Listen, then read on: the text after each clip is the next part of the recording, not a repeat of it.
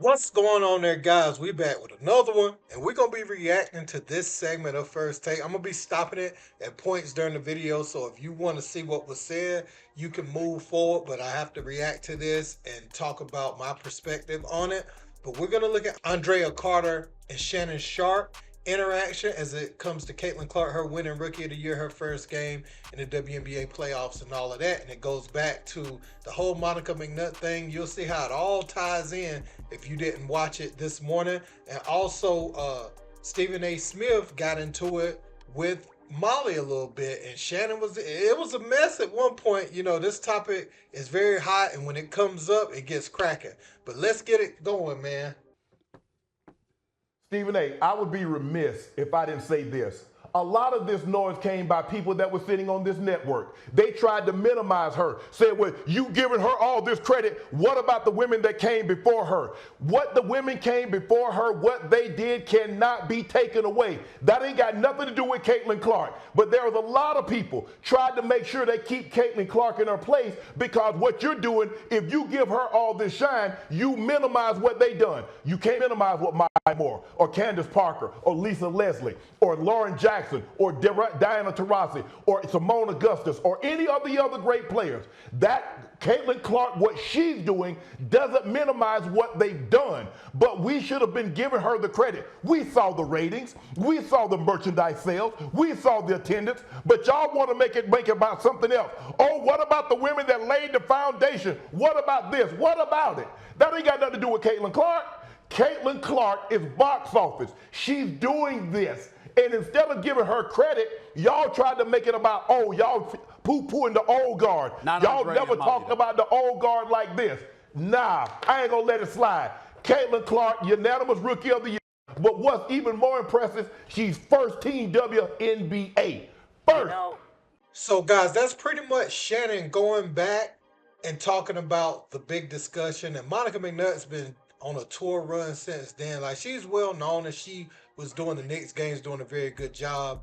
But ever since then, you know, she's been on late night television, all these different type of podcasts, and everyone asks about the Stephen A thing.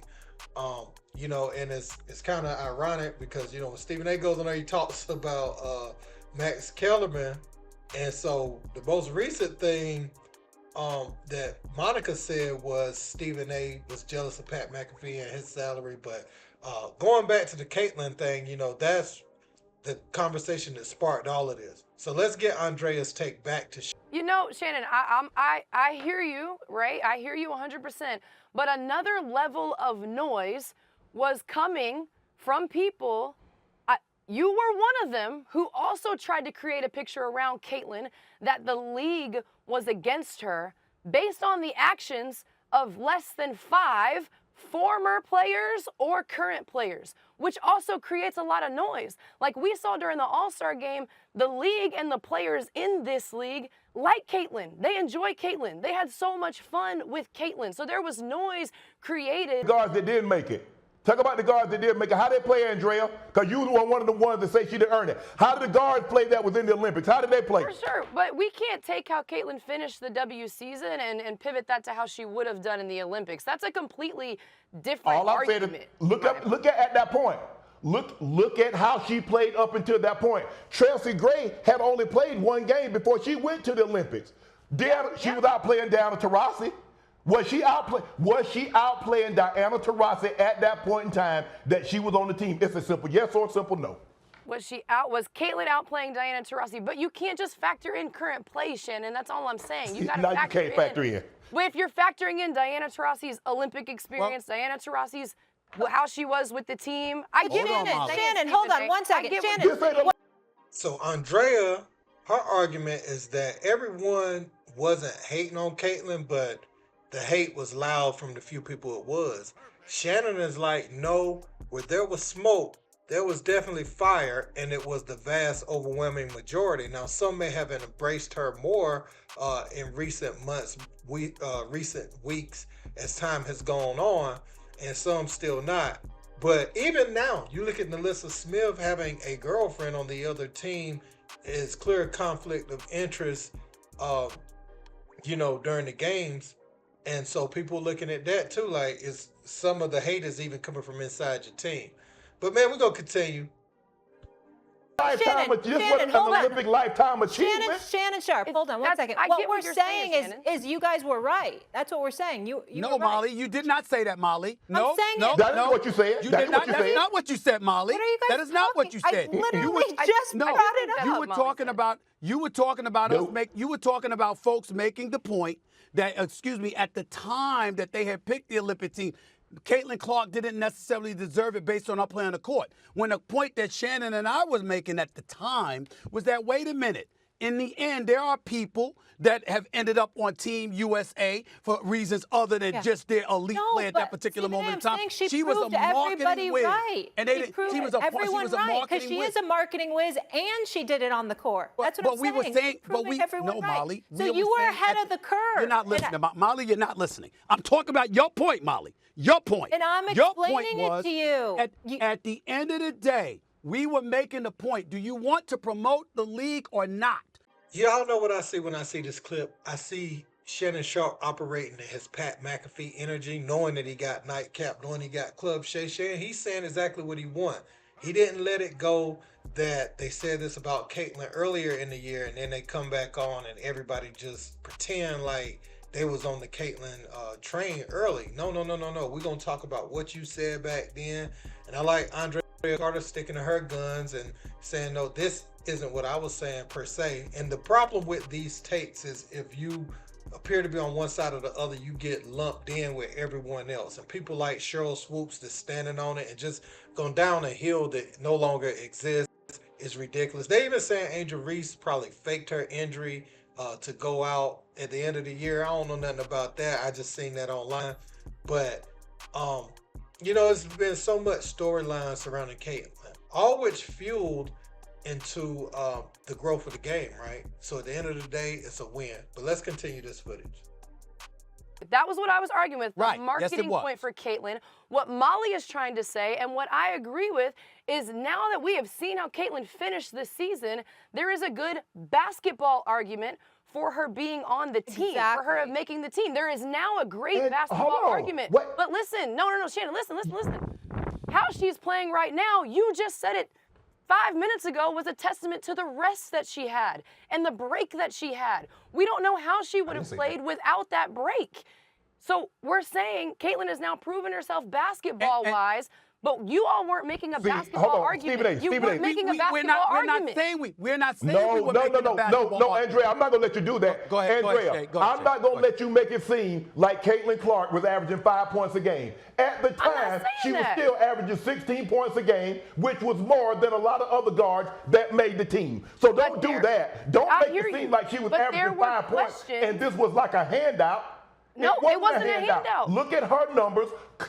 Look at her numbers comparable to the other guards that were on the team. That's all I'm saying. No. I hear you, but when I talked to members of the Olympic Committee, the questions were of fatigue, of rest, and of the physicality in FIBA rules, and of lack of continuity with Team USA, which were things that she did not have. I'm not disputing Caitlin's greatness on the court. That's not what I'm disputing at all. I don't understand what you're talking about. I'm not disputing her play. We got to go to commercial. Let's come back. Let's come back. Let's come back. Hold on. We got to go. No. We got to go to commercial. Shay, come back. Let's come back. Let's go to commercial. Go ahead. So as you can see, this argument evokes a lot of emotion in people from both sides, and there are feelings out there about Caitlin Clark. And I even seen some people of color talking about she might be all right because she liked the post Taylor Swift put about endorsing Kamala Harris. So it's funny that something like that can just switch how people feel about people. If they like what I like, then I like them. But Caitlin, for the most part, she just been out there balling, man. All this other noise has been unwarranted, and she hasn't leaned into the race dynamic at all. What I'm going to say is Shannon and Stephen A were right about putting her on the Olympic. If you just look at everything that has transpired since, the way she was playing leading up to the All-Star break, and just eyes on the game on a global stage, it would have been great because she wouldn't have had to play a lot. She could have played the role AD played when he first came out of Kentucky, being on the team, and just came in when games got out of hand. It wouldn't have really mattered as long as she was there. I know I get the argument people make, like noise would have been loud if she wasn't playing, but everybody was fine knowing she wasn't going to play a lot. She just a rook, and she wasn't playing at the level she played after she got rest, and the game slowed down for her a lot after All-Star break. She wasn't playing at that level yet. So if she was on the bench, people wouldn't have just lost it. You know what I'm saying? They would have just loved to see her get out there when she was able to. Yeah, man. I think Andraya Carter, from a competitive standpoint, I think Andraya had some injuries and she would have in the WNBA. But I think from a competitive standpoint, a lot of people, that happens, right? Somebody say this other player's all that, then you line up with them, like, I'm about to show everybody she ain't, or he ain't all that, like, I'm him too, or I'm her too. That's what you gonna say. And so I think a lot of it came from a competitive standpoint. I think what Sheryl Swoopes doing just hating. There ain't no sugarcoating. Anybody that can find a way to agree with Sheryl Swoopes, just say, I'm with this black thing against Caitlin Clark, for no reason. And I ain't going to say for no reason, right? I'm going to say because you're looking at Dave Portnoy and what some of them is tweeting and you taking it out on Caitlin. You could take it out on them without taking it out on Caitlin. And so the people that do that, I feel it. But,